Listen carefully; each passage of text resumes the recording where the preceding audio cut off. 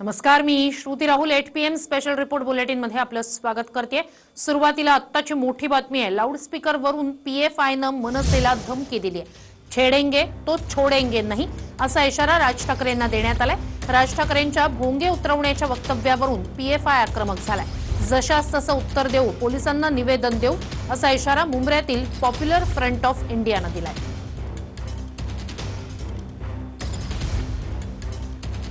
Police से भी appeal करता हूं कि आने वाले वक्त में जिस तरह से अब तक के उन्होंने मेंटेन किया है लॉ एंड ऑर्डर को, सिचुएशन को, कुछ लोग माहौल खराब करना चाह रहे हैं, कुछ लोगों को अजान से तकलीफ हो रही है, कुछ लोगों को भोंगों से तकलीफ हो रही है, कुछ लोगों को हमारे मदरसे और मस्जिद से तकलीफ हो रही है।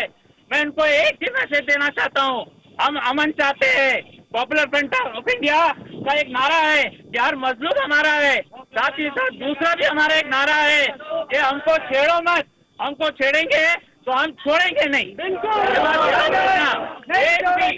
एक भी मदरसा, एक भी मस्जिद, एक भी लाउड स्पीकर पर आपने हाथ लगाने की कोशिश की तो सबसे आगे जिस तरफ में पॉपुलर फ्रंट ऑफ इंडिया नजर आएगी। तर या सगळ्या संदर्भात आपण बोलणार आहोत। आपल्यासोबत जोडले गेलेले आहेत मनसेचे नेते संदीप देशपांडे। संदीप देशपांडे जी, स्वागत आहे आपल्या TV9 मराठीच्या बुलेटिन मध्ये।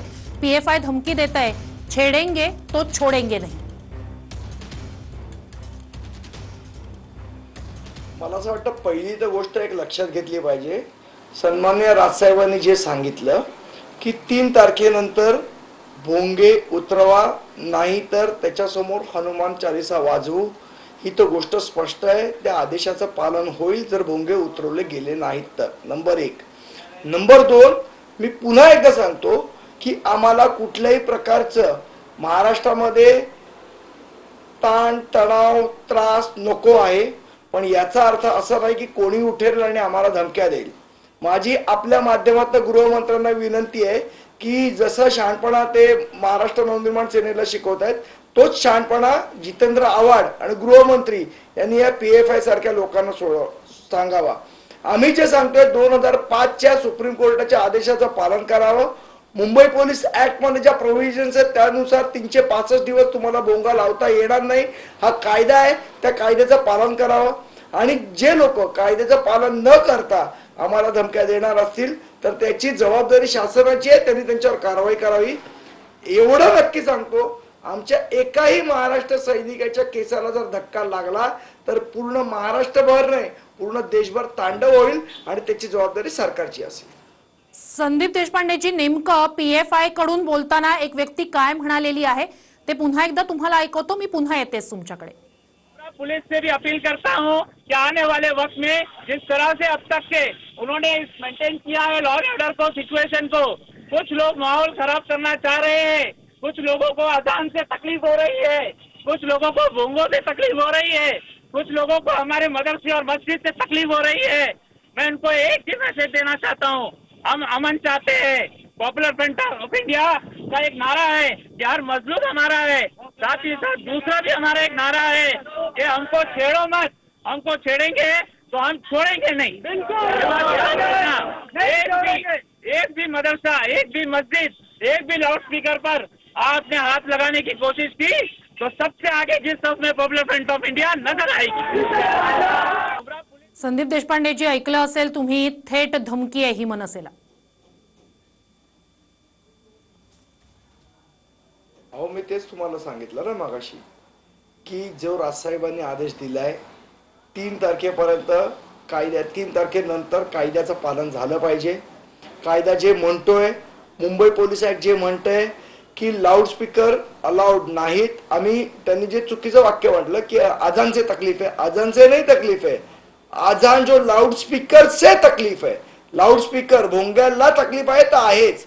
आणि जे राजसाहेबांनी सांगितलं की 3 तारखेपर्यंत आम्ही वेळ दिले, 3 तारखेनंतर जर लाऊडस्पीकर उतरले नाही तर त्या मशिदीसमोर आम्ही हनुमान चालीसा म्हणणार, लाऊडस्पीकर लावून म्हणणार। मला असं वाटतं सरकारने याच्यात वेळीच हस्तक्षेप, जे राजसाहेबांनी सांगितलं की सरकारने वेळीच हस्तक्षेप करून अशा लोकांचा बंदोबस्त केला पाहिजे।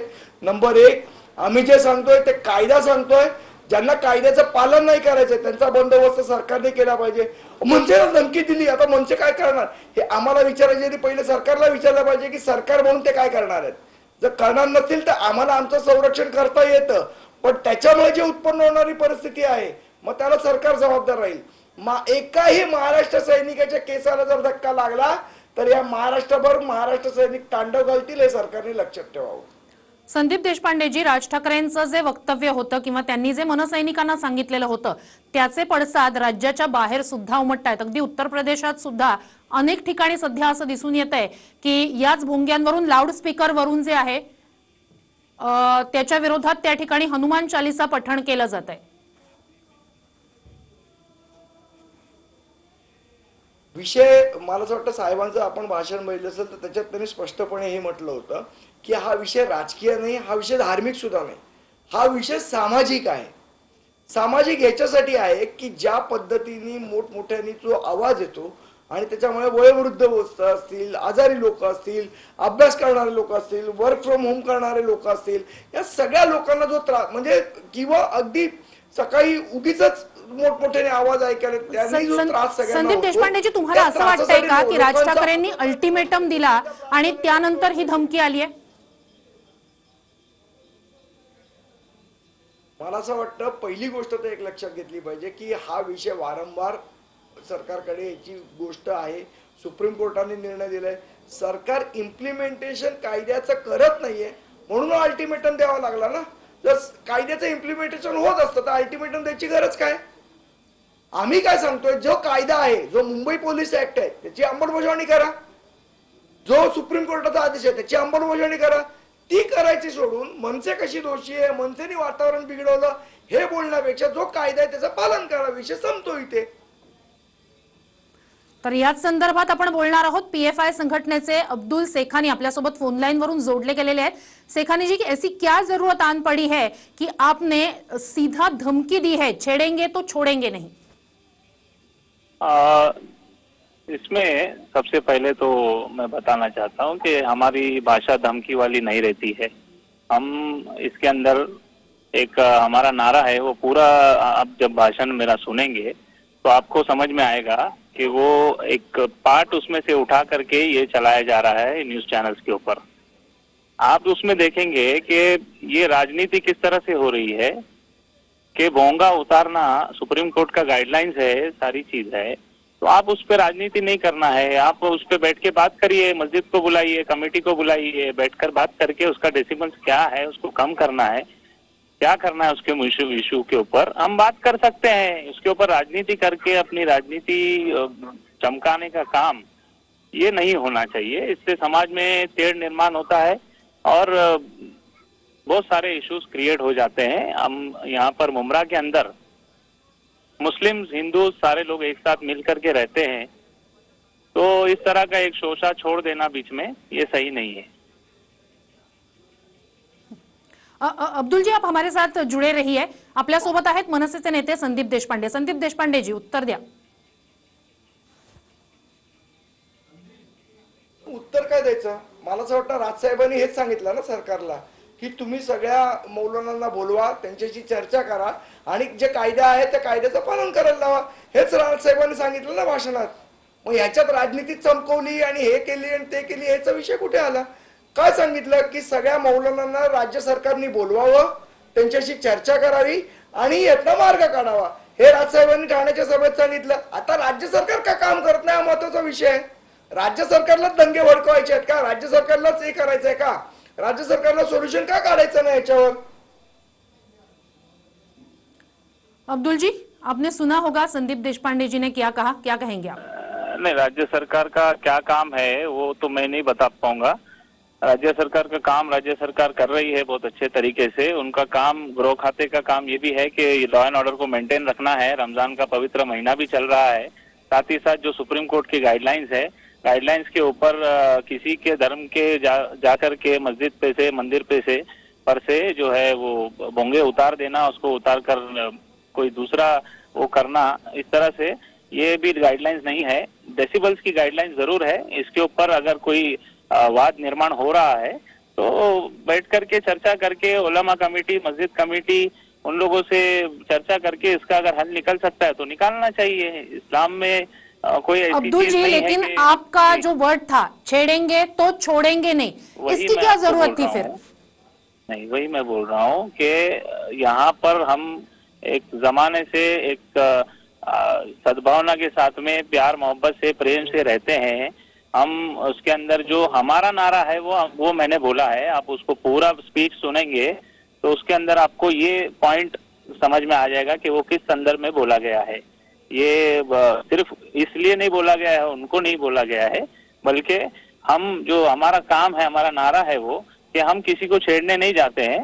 लेकिन अगर कोई छेड़ेगा और आपके आंग पे आ जाएगा और आपको मस्जिदों को अटैक करेगा, आपके मदरसों को अटैक करेगा, तो हम इसको टॉलरेट नहीं कर सकते है ना।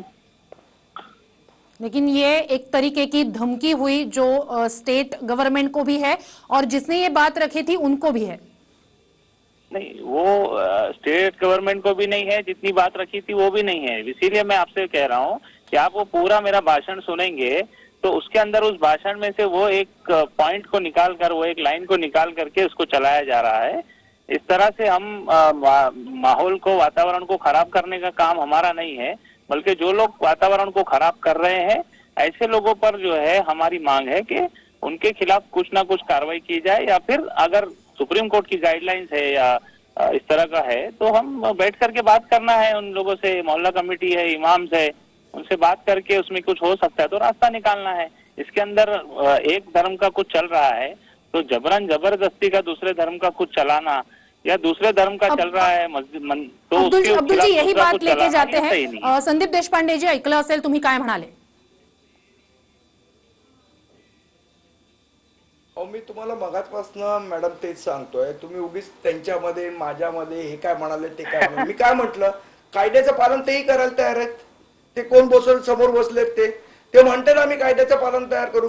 तर राज्य सरकारने याच्यात मध्यस्थी केली पाहिजे. ते सगळे जे मौलाना कमिटीचे जे अध्यक्ष असतील, पदाधिकारी असतील, त्यांना बोलवलं पाहिजे, त्यांच्याशी चर्चा केली पाहिजे. मुद्दा लाऊडस्पीकरच्या मुद्द्यावर त्यांना सांगितलं पाहिजे. सरकार हे का करत नाहीये हा प्रश्न सरकारमधल्या लोकांना का नाही विचारत आहोत आपण. मूळ मुद्दा तिथे. बाकी धमकीचा जो विषय आहे ते म्हणतात आम्ही धमकी दिली नाही. आम्ही त्यांना सांगतो की आमचा मुद्दा काय आहे की, आणि रमजानच्या महिन्यात राजसाहेबांनी 3 तारखेचा अल्टिमेटम का दिला, तर रमजानचा महिना चालू आहे. राजसाहेब हे म्हणाले सण सूद असेल, ईद असेल, त्यावेळेला आम्ही समजू शकतो, पण 365 दिवस सण होणार नाही. आमचा विषय हा आहे की लाऊडस्पीकरच्या मुद्द्यावर ते चर्चा करायला तयार आहेत, तर सरकार त्यांच्याशी चर्चा का करत नाही हा मूळ मुद्दा आहे आणि याच्यावर सरकारने उत्तर दिलं पाहिजे. संदीप देशपांडे जी, अल्टिमेटम देण्यात आला होता, तोच मुद्दा घेऊन मी अब्दुल मतीन शेखानी यांच्याकडे जाते. अब्दुल जी, लाउड स्पीकर के लिए अल्टिमेटम है 3 तारीख तक का, आप तब तक उसमें कुछ निकालेंगे, सॉल्यूशन निकालेंगे? डेसिबल कम करने का जो आप बात कर रहे हैं उसमें आप सॉल्यूशन निकालेंगे, आप बात करना चाहेंगे? अल्टीमेटम जो है वो अल्टीमेटम का नहीं है सवाल। इसमें सवाल ये है कि हमको किस तरह से अपने शहर को, अपने पूरे महाराष्ट्र को, इसमें दंगल ही नहीं होना चाहिए और इसके अंदर दोनों समाज के अंदर तेड़ निर्माण नहीं होना चाहिए।